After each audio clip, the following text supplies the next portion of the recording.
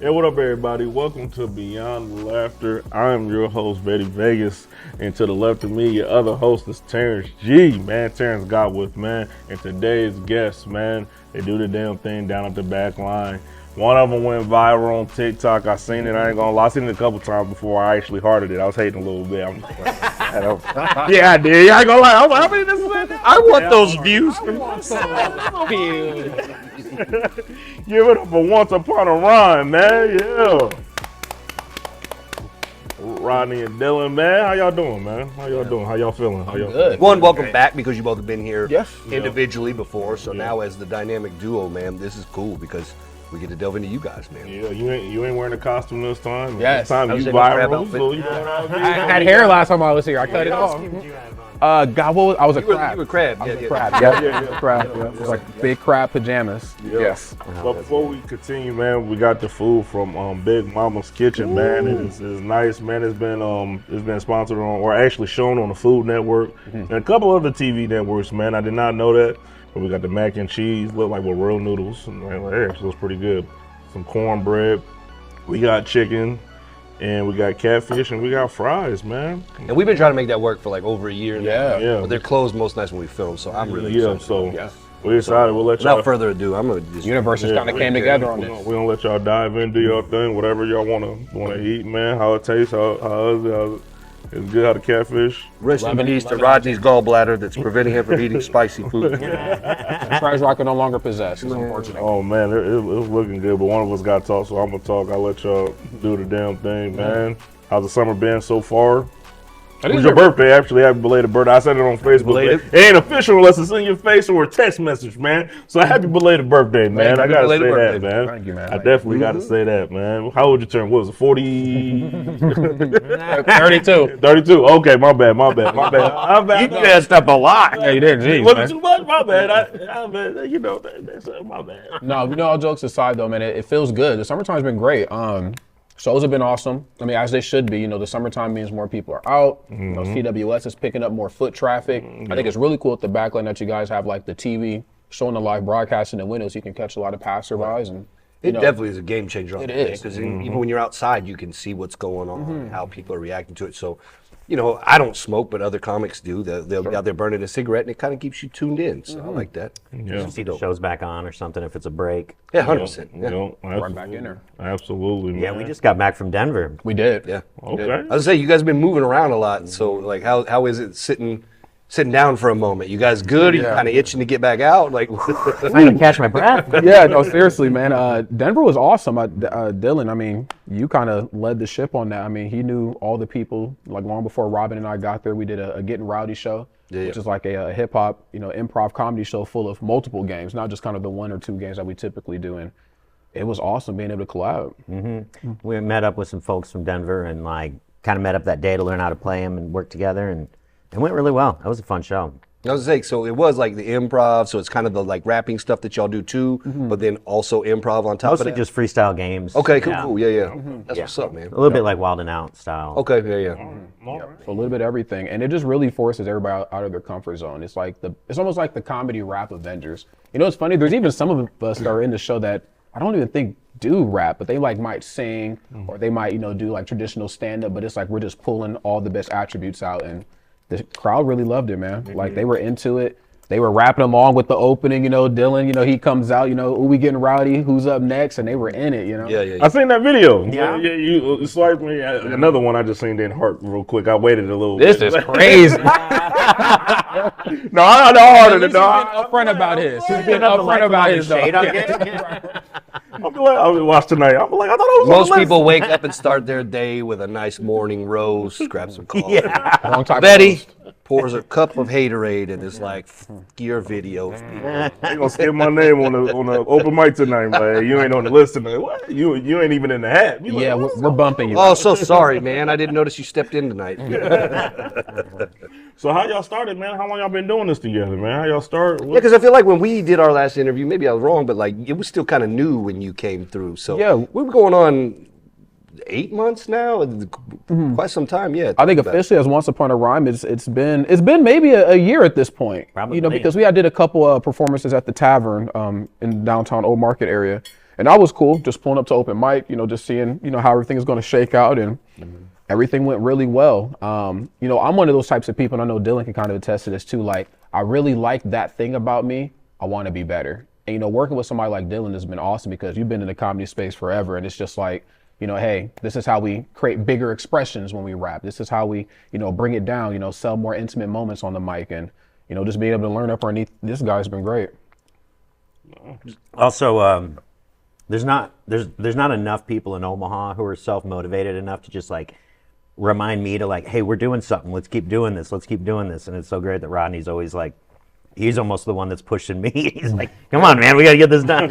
You got to need that sometimes, right? Because it really is a marathon, and like I feel like the energy levels even ebb and flow, where you're like, oh, it's easy to keep going when things are going well. It's once you get that one bad show, or not necessarily bad, but 5 people was in it after you just did a 50-person show, you're like, all right, well, we're back on the downturn now. Yeah. No, that's 100% true. And, it was, my whole take on it was, let's make improv even sillier than what it already is. Because you're supposed to get up there, just let it all, come out, be silly, whatever happens for the most part.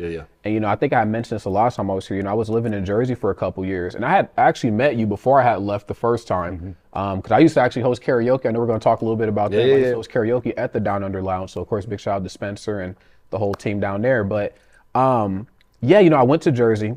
I was kind of a part of this program, the Freestyle Love Supreme program. That's like Lin-Manuel Miranda, and a lot of those guys who like had a big part in like Hamilton and In the Heights. They had a whole hip hop improv freestyle thing, and I was like, how do I become a part of this? So I took a couple classes, and they liked what they heard, so they were like, yo, you should like take this more serious.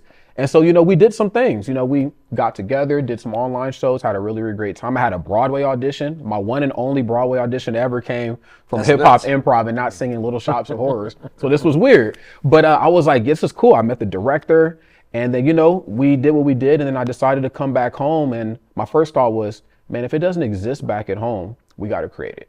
And I was like, well, I know Dylan from the comedy space, and he loves to rap. I wonder if he would be down to slam it together. And so we did Zip Zopera first, and that went really well. And then Getting Rowdy, and then we were like, let's get on stage and tell some funny stories about stories we already know. So we would do like raps about Shrek, Terminator. We did Beetlejuice a couple times. Yeah, it's great. We just asked them to tell a story, and then we like our goal is to like make a song like as if you'd hear it on the radio in that universe of that movie. That story. That's dope. Yeah, it's sick. It's sick. So it's just a good way to just, let loose and just show the audience. It's almost like the way I describe it is like, we watch somebody spin the ball in their finger and they're spinning it and they're spinning it. Like, okay, how long can this go on? Like, how long are they going to keep rapping like about Terminator? Like, I didn't even know you could rap T-1000 with, Sarah Connor and all these other things. And then once you switch it to the middle finger and you keep going, you're like, oh, right. Okay. But yeah, it's awesome. It's awesome. And I just hope that, for everybody that's out there watching, join us. The water's fine. You guys too. Get up there and rap with us. Yeah. I think people are intimidated. Call me out. I go like call me out last time. Just like, a lot of people say they do it and they don't do it. and look at me now. You know what I mean? No Christmas. Right. He was like, y'all gonna have to forgive me, but I'm gonna get my CDL and drive the bus. I feel like you took on the challenge too and just haven't done it. Okay, I ran him over with the bus. All right. We got it. all aboard. I might come out of retirement. You know what I mean? That's an intimidating thing though, to get in front of a crowd and make something up on the spot to a beat and have it be about something. I'll be real. That's part of the reason I'm deterred from it, because I feel like I would be really good at the wild style on Wild 'N Out when I watched it. But then I'm like, no, maybe not. Maybe not at all. Like, the tricky part is like just telling yourself, I have to be okay with some of my rhymes being super whack. If I get up here and I think I'm gonna be twisted or like, ludicrous every time I spit, I'm wrong. And there's been some times like I've got up there and I did a bar pretty sure at Getting Rowdy in Denver, and I was like, oh, that was weak. And the audience was like, yeah, that was weak. I was like, all right, y'all, I'm out. But then the next time you come back out, you just deliver twice as hard. So. I feel like I've tried freestyling, man, and it's like some days it's good, but more often than not, it just results back into like pretty much rhyming with "suck my you know what." That's all I've got. And after that, what else rhymes with that? Nothing. Yeah. It's just a negative feedback loop, and I'm stuck in. Yeah, nipple, right? Nipple. That's right. No, everybody has crutch words. I mean, I definitely got some too. from what I was told, now when I initially took this class, out in Jersey, they were saying that like freestyling and the improv part of your brain is the frontal cortex lobe. Yeah. And the activities that we do, and not just rapping, but also traditional improv, like what we do sometimes, is supposed to strengthen that. Yeah. Because by default, when you're up there and you're giving a speech, your brain is like, we don't want to have to start improvising. We don't want to have to start paraphrasing. Read exactly what's here. And so the whole goal is like crumple it up, take everything that you know up here, and just get out there and whatever happens, happens, and just trust yourself. And there's been sometimes, like I said before, I trusted myself a little too much. I remember I did a Zip Zopera, and Danny was a part of this show. And I'm not going to say exactly what happened, but I'll post like the video later. But it was just a very interesting show where I was chasing him around with my belt. I did not read the cue that like, this is not where the scene is going. It is now. You know the one I'm talking about. If I remember right, it was something like you didn't realize you were called the person's like kid or something like that. Yeah. And you're like, let's hook up. And everyone's like, what? Yep. I was like, whoops. I broke the immersion just a little bit. Yeah. Yep. I don't know. That's a big category in some of those adult documentary websites. Yeah. Maybe that's a thing. Yeah. And this whole video's taken down. I know, right? Yeah. Well, we just got flagged. Oh, That's dang right. it. That's what you get for doing that on public access, too. Oops. Funny, man. That's too funny. I'll also say that like a lot of times anything that you have to learn, it just comes down to like finding something that works for you that you can do. So I think anyone can learn some basic like freestyle 2 lines at a time. So is it like comedy where you guys find yourself kind of practicing that too, where like, I don't know, you throw on an instrumental YouTube track and then you're like, okay, let me put RoboCop in my mind and see how Peter Weller's going to do this and Officer Murphy, like, sounds like it'd be a good way to do it. You know what works great when we're doing it because it's comedy is that if we're going and then all of a sudden we can't think of a rhyme word and we say something that doesn't rhyme, it actually is better because it's funny that it doesn't rhyme. Yeah. So we get a laugh out of messing up. Yes, we do. It's like, oh, all right. I mean, true, right? Because it's not like you got to be Drake out there, like, oh, I'm trying to give you all the energy. Terrible like, example. Yeah, I was like, that's your example. That's what everybody's into. He's still stuck on that topic from before. I was just saying, give What people did I the miss? energy. You know what I mean? Like, really? What did you miss? Why did you use that as an example? I was just about to ask them they rap influence. Look, you can rap like any of the top 5 rappers, like Drake. Puff Daddy. Right? And that's all, folks. Talking about canceled. Well, Appreciate y'all having you on the show. Yeah, it's been a well, we might pleasure. as well bring up the Epstein list since we're here, guys. Like, This just turned into a YouTube short because y'all just dropping names, man. got flagged for conspiracy theory tour. We're also hitting up Florida soon too. We are. Oh man, what part of Florida? Where y'all going? Tampa or Ybor City even more. Have you ever been? If anyone's ever been to Ybor City, it's a nice part of Tampa. It's, I would say I've been Tampa, not Ybor. it's like the little More like Clearwater area. Cuban area that has like all the cigars. Like Yeah, yeah. it's like Garcia Vega's from there Yep, basically. yep, yep. And Dude, that's what I love about Calle Ocho in Miami, man. Like actually watching them like roll all of them in the market, because then like right across they got the little fruit stands to sell. Like I love Florida for that. So are you guys doing it in clubs? Are you guys doing it in theaters, like local bars that you guys have made connections with? Any mixture? Where you guys going? we're heading down for a festival. It's an improv festival. But we get to be at the main headlining theater, which seats like 240 people. So Damn. That's That's nice. See, that's I don't care what anybody says. 300, like about 300 people is a good crowd every night. Yeah. That's a lot of people. That's a lot of people. That is a lot of people. Like, yeah, it's not like arenas that, like Bill Burr's and all that selling out, but like, dude, that's no joke. That's a comedy club, man. Yeah, when it's a good step in the right direction, it's just a good way to let yourself know, hey, you've been working towards this. This is the fruits of your labor kind of paying off. Yeah. And it was really nice too, because like we mentioned before when we first jumped on, we had only really been together about a year, but I don't have nearly as much skin in the game in the comedy space as Dylan does. So I was like, got this cool idea. I don't really know where to take it. And for the longest year, I've been talking about like hitting the road and like, doing a road trip. And I was like, I don't got the cross country road trip in me, but I am down to pull up to Tampa. And so if we can get that going, like I'm super duper in. You don't want to camp out in an Econo van or something? with a gator. Right. It also, I feel like we play together well because I love to come in and say like 2 to 4 lines at a time, or like do some ad libs, some hype stuff. And then Rodney can just freestyle for about 24 hours straight. Yeah. So he's just like, like Energizer Bunny of fucking. Well, yeah, because didn't your background come from music, right? Yeah. Like, that's how you got into this was music, whereas you were comedy/improv, and that's where the stuff took off. Because right, you started improv and kind of comedy and that. So.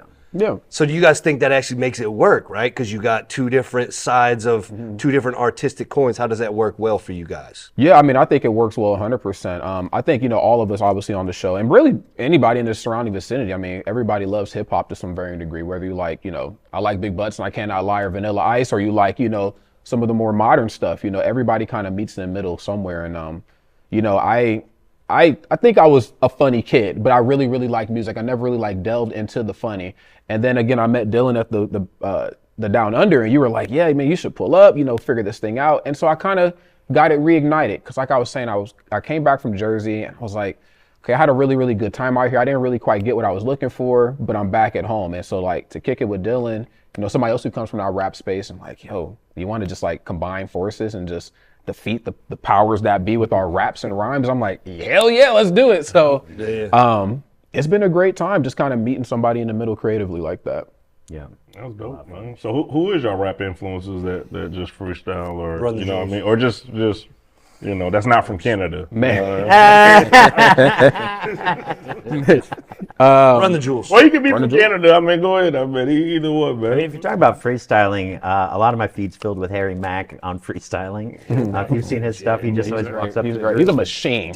He's I not watched real. a video literally like maybe 2 days ago where he did that same thing. Give me 10 words, and I don't even know how he keeps the 10 words memorized. Sure. So to let alone That's the most freestyle on hard it, I'm like, you're out of my league, bro. Like I lost it 4 words ago, man. Black Thought from the Roots, for sure. I mean, he might be like just the physical verbiage of rapping. He might be like top 5 rapper for me. Another buddy of mine, Max Ketchum, I'm going to send him this video as well too. That's who I was living with when I was out in Jersey.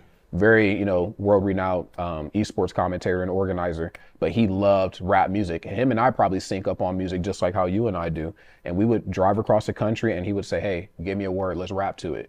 So like just having somebody else, kind of like how we work, that keeps each other motivated. Like, I'm not feeling it today. I said, but we got that thing in Tampa though. And it's like, all right, I'm feeling it all over again. Somebody who can help push you, comfortably, or sometimes even uncomfortably. Like, hey, Max would tell me, Rod, you're bugging today, man. You need to be rapping. Oh, I thought you were going to tell him to rap the N-word, and I was like, Dylan, you? No, you know what? Hosting karaoke is like, you want to do Gold Digger by Kanye West? Okay. So funny, right? That happened to me recently. I had a girl who looks like me in the Persuasion venue, and she came in and requested to do WAP, and I don't care. It's whatever. It's your song, right? Like it's your song, sure. And more often than not, people can. I have a QR code. People can scan, get on all of it, and get on there. I don't pay attention. I got stuff I've got to work on the back You're doing a end. million things, yo. So this girl goes up, does karaoke WAP word for word, and Boy. I didn't realize how many N-bombs were in that. And that was something fun to deal with because there was a couple people in the back who were like, sir? I was like, I didn't rap it. I gave her a microphone. I I just sorry. set the scene, made her sound good, and gave her the words. But I didn't rap it. Exactly, Not my dude. fault. It was such a bad spot, man. Yeah, find her in the alley. I was like, if she gave me your address, I'll give it to you. Just doxing people. Yeah, karaoke is great. I think it's a good way, just like improv, to just build confidence. You got that shower song that only you and your shampoo bottles have ever heard, and then you got the song that you sing in your car, that you and your air freshener. I didn't know where you was going with that. I ain't gonna lie. Hey, I be singing in my shampoo bottles. They be like, here he go again with this dang man. I use my Notorious shampoo B.I.G. for again. washing my hair and something else I'm not going to tell you guys about on air. Fair enough. Yeah, but you'll have to tell us afterwards because I don't know what that would be. Yeah. I didn't. I'm sure you guys. We'll all just hop in the shower together. This is what happens when we freestyle. I just took it left for no reason. I don't know why. You should have just let it. I should have. I'll agree on the confidence though, because I wouldn't be able to get up there and freestyle without the confidence I've gotten from karaoke. Yeah, When I first 100%. started doing karaoke, the mic would shake so bad, my voice would go in and out because it was like swinging back and forth because I'm like this. Because that, especially as a host of karaoke, like It's crazy because everybody knows the song. And Yeah. so there's an expectation that comes with it. And so I think that's what adds to the pressure. Like, does. especially if you pick the wrong song, right? If you come out here and you're like, well, I want to do It's All Coming Back to Me by Celine Dion. Well, you better have some pipes if you're going to pull that off. Man. Whereas if you pull off, I Like Big Butts, everybody can do it. I don't care. right.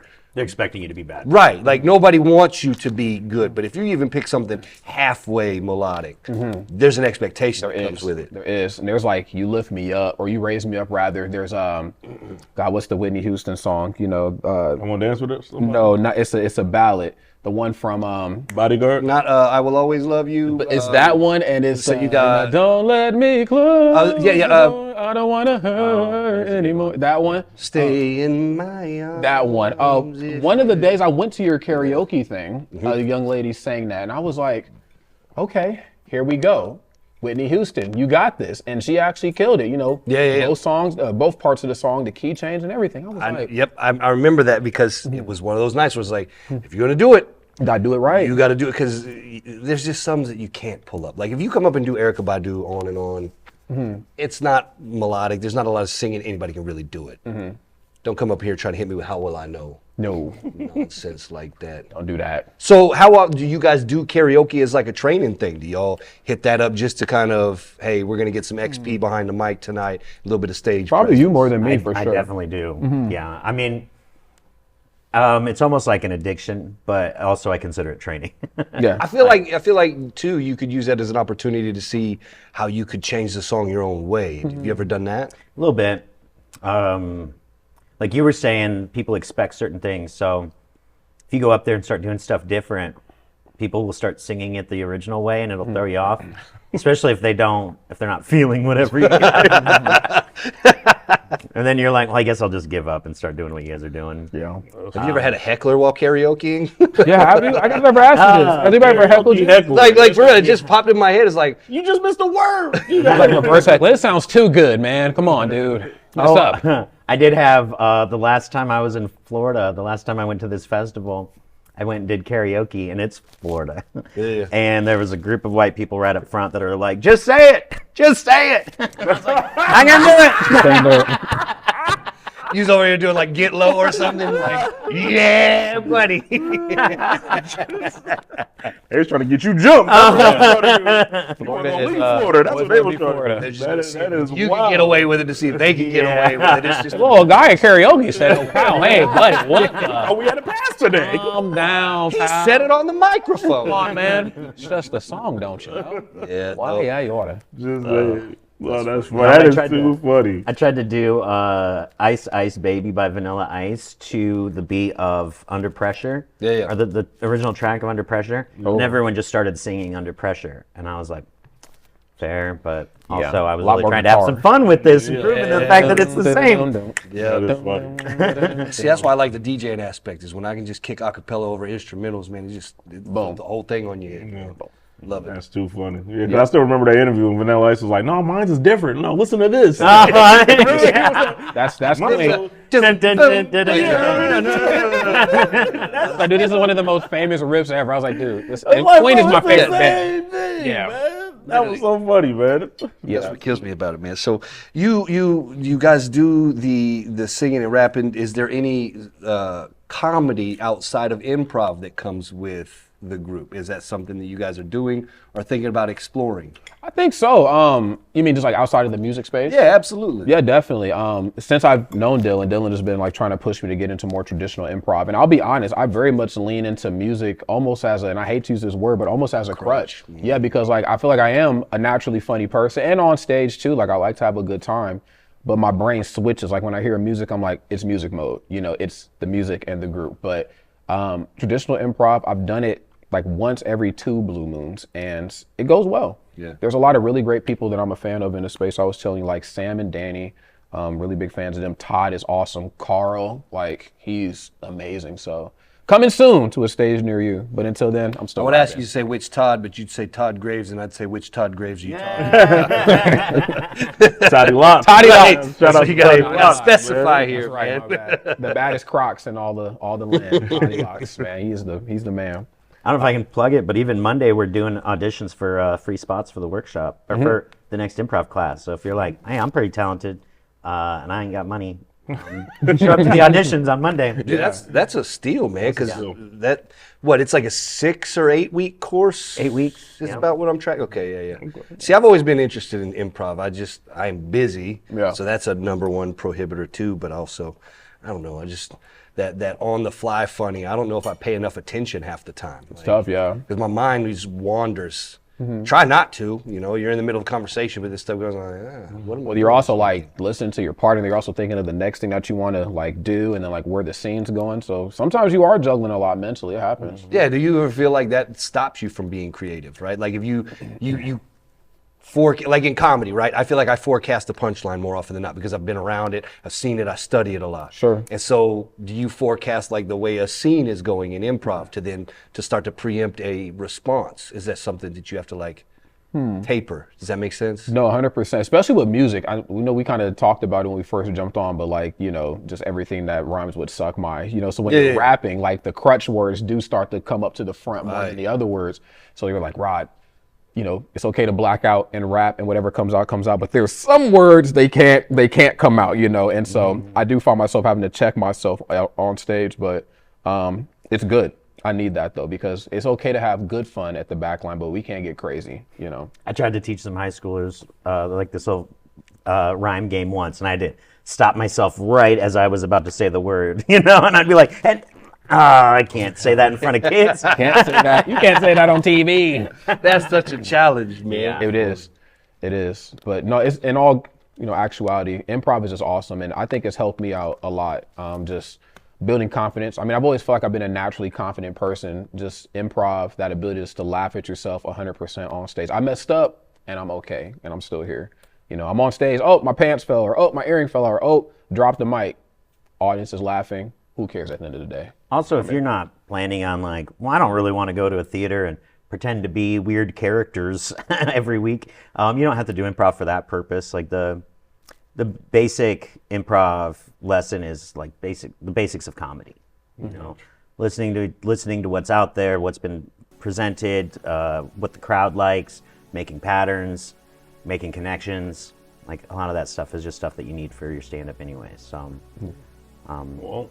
We out of time for this episode, but we'll continue the conversation. Yeah. Well, I'm doing some karaoke at Hank's 2.0. Check that out. It's a competition.